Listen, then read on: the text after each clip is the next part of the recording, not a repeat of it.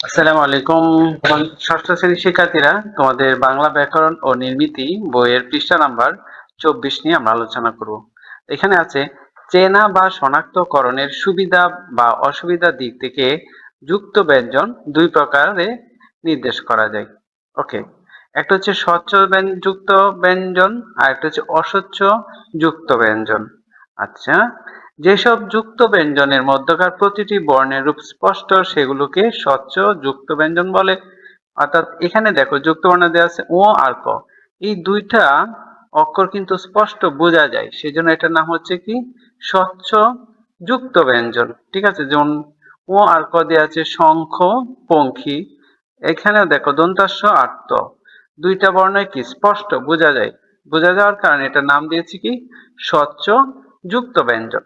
ওকে, যেমন রাস্তা সমস্ত, এখানে ময় প, কম্পন কম্পিউটার, তাহলে স আর হলো ছ, তাহলে এটা দিয়ে কি হয় পশ্চিম আশ্চর্য, দন্তা নয় দ, আনন্দ সুন্দর। ওকে, তো স্বচ্ছ যুক্ত ব্যঞ্জন আমরা চিনলাম। এখন হচ্ছে অস্বচ্ছ যুক্ত ব্যঞ্জন, অর্থাৎ এখানে যেসব যুক্ত ব্যঞ্জনের মধ্যকার সবকটি বা কোনো কোনো বর্ণের রূপ স্পষ্ট নয়, অস্পষ্ট, সেটা হচ্ছে কি অস্বচ্ছ যুক্ত ব্যঞ্জন। যেমন এখানে দেখো এটা এর মতো, তারপরে এখানে কর এই মাথাটা আছে। ঠিক আছে, এটা কিন্তু পুরোপুরি বোঝা যায় না। ঠিক আছে, এটা কি কয় আর হচ্ছে রফলা, কয় রফলা। ঠিক আছে, তাহলে এটা দিয়ে শব্দ হলো আক্রমণ চক্র। এই যে শব্দটা দেখো ক্ষীয়, এর মধ্যে কি আছে ক যুগ মূর্ধন্যস্ব, শিক্ষা লক্ষ্য। এর মধ্যে আছে হ এবং ম, ভ্রম ব্রাহ্মণ। গ ধ, এটা হচ্ছে দুগ্ধ মুগ্ধ। তারপর হচ্ছে ত আর হচ্ছে কি রফলা, ত আর র, পত্র নেত্র। থ আর হলো থ। ঠিক আছে, এটা হলো উত্থান উত্থিত। এটা হলো হ যুগ দন্তন্য, অনহ বহ্নি। হচ্ছে মূর্ধন্য স আর হলো মূর্ধন্য ন, তাহলে উষ্ণ তৃষ্ণা।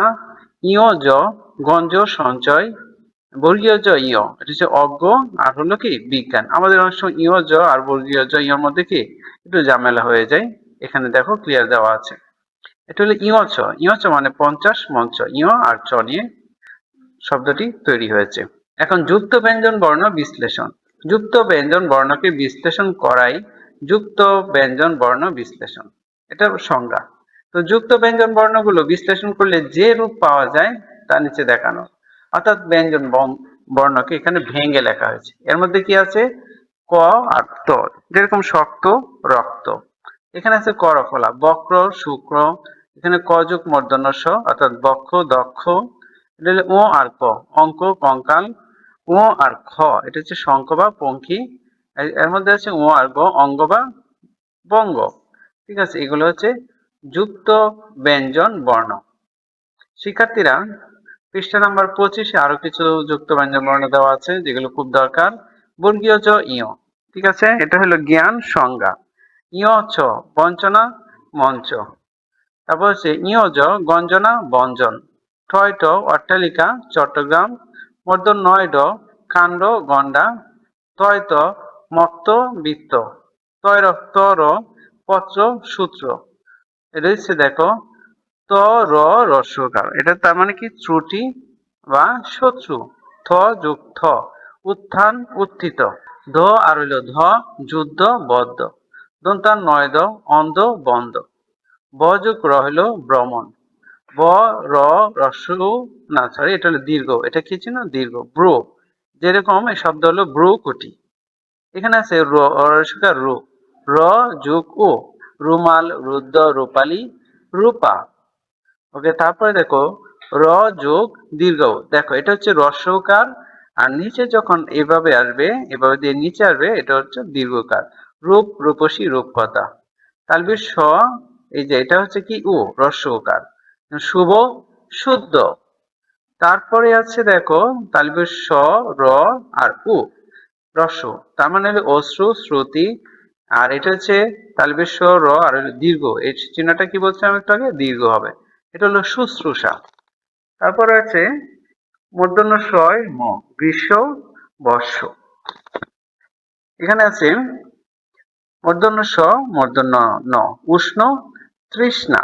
আরো কতগুলি যুক্ত বর্ণ আছে দেখো, দন্তাস্বয় ত, প্রশস্ত সস্তা, দন্তাস্বয় থ, এটা হলো অসুস্থ স্বাস্থ্য, হরসু হ, রসুকার হু অর্থাৎ হ আর হচ্ছে রসকার, হুকুম বহু, হ আর এটা হচ্ছে রি, এটা কি হর সাথে যখন এটা থাকে এটা হচ্ছে কি রি।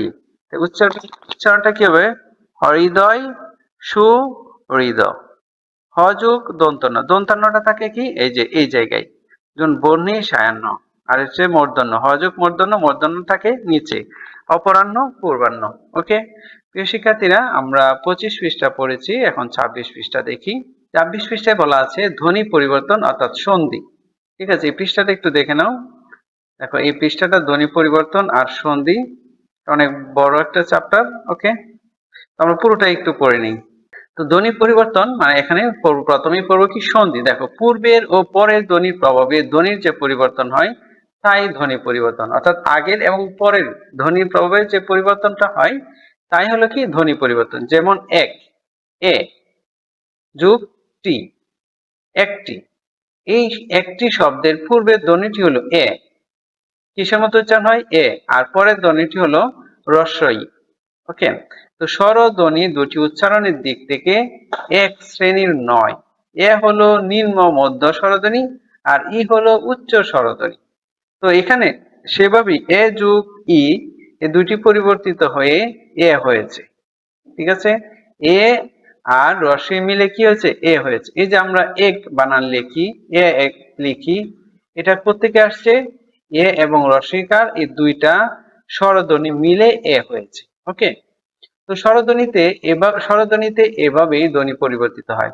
সন্ধি শব্দের অর্থ হলো মিলন, সন্ধি শব্দের অর্থ কি মিলন, অর্থাৎ দুটি ধ্বনি মিলে একটি ধ্বনি হয়। যেমন মহা যোগ আকাশ, মহাকাশ, দিক যোগ অন্ত, দিগন্ত।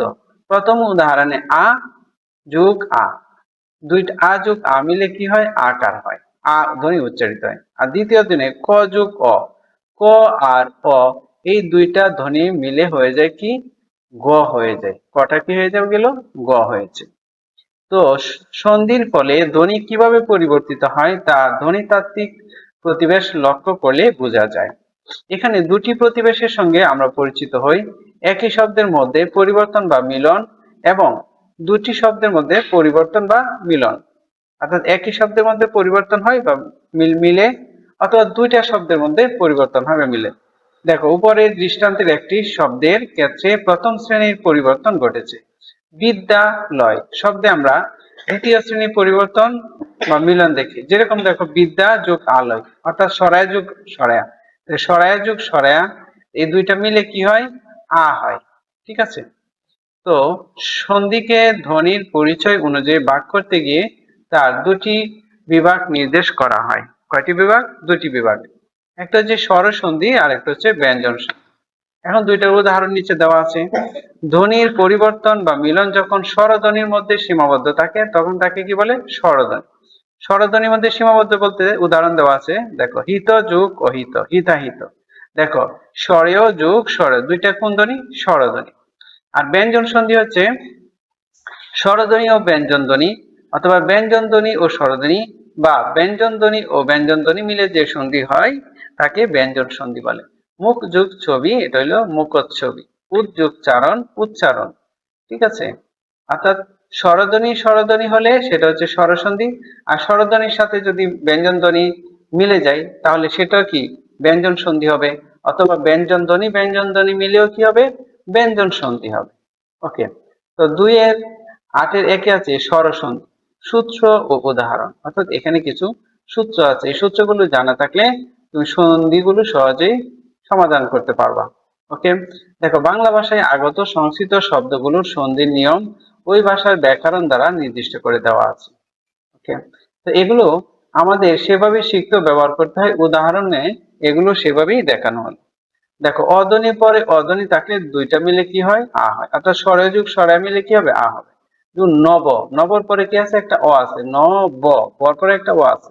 নবযুগ অন্য, আবার এটার অন্য প্রথমে অ আছে, দুইটা মিলে কি হবে এই আকার হয়ে যাবে নবান্ন। সূর্য যুগ অস্ত, সূর্যাস্ত। অ এর পরে আ থাকলে উভয় মিলে আ হয়। স্বরয় যোগ স্বরয় মিলে আ হয়, অ যোগ আ মিলে কি হয়? আ হয়। যেমন হিম যোগ আলয় হিমালয়, গ্রন্থ যোগ আগার গ্রন্থাগার। আবার দেখো স্বরায় যোগ স্বরেয় মিলেও কি হয়? আ হয়। তথা যোগ অপি তথাপি, মহাযোগ অর্ঘ মহার্ঘ। আবার দেখো স্বরায় যোগ স্বরায় মিলেও কি হয়? আ হয়। মহাযোগ আশয়, মহা অর সাথে কি আছে? একটা আ আছে। আর আশয়ের সাথেও কি আছে? আ আছে। তো মহাযোগ আশয় হলো মহাশয়। ঠিক একইভাবে কারাযোগ আগার কারাগার। তো ৫ নাম্বার নিয়ম হলো রস্বই যোগ রস্বই মিলে দীর্ঘইকার হয়। যেমন অতি যোগ ইত, অতীত। রবি যোগ ইন্দ্র রবীন্দ্র। আবার ই ধ্বনির পরে দীর্ঘই থাকলে উভয় মিলে কি হয়ে যায়? দীর্ঘই হয়। যেমন রস্বই যোগ দীর্ঘ মিলে কি হবে? দীর্ঘ হবে। পরি, এই যে রি, যে এটার পরে কি আছে? রি এর পরে আছে কি বলো? একটা পরি, এটা রস্বইকার আছে, আবার এখানে ই আছে, দীর্ঘইকার আছে। তো দুইটা মিলে কি হবে? পরীক্ষা। এই যে দীর্ঘইকার এখানে বসছে। ঠিক একইভাবে প্রতিযোগিকা প্রতীক্ষা।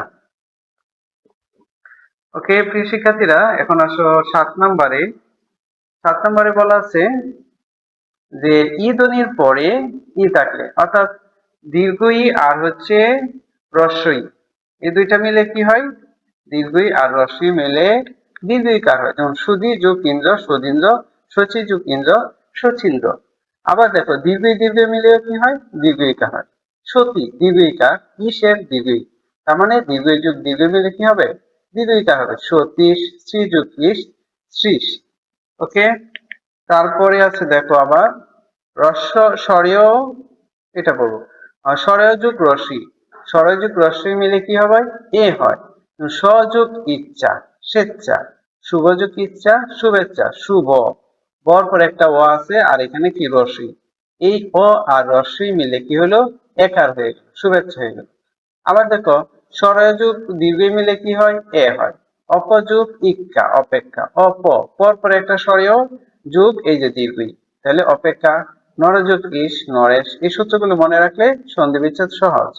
স্বরায় যোগ আ মিলে এ হয়। যেমন যথাযোগ ইচ্ছা যথেচ্ছা, এটা যথাচ্ছা হবে না, যথেচ্ছা হবে।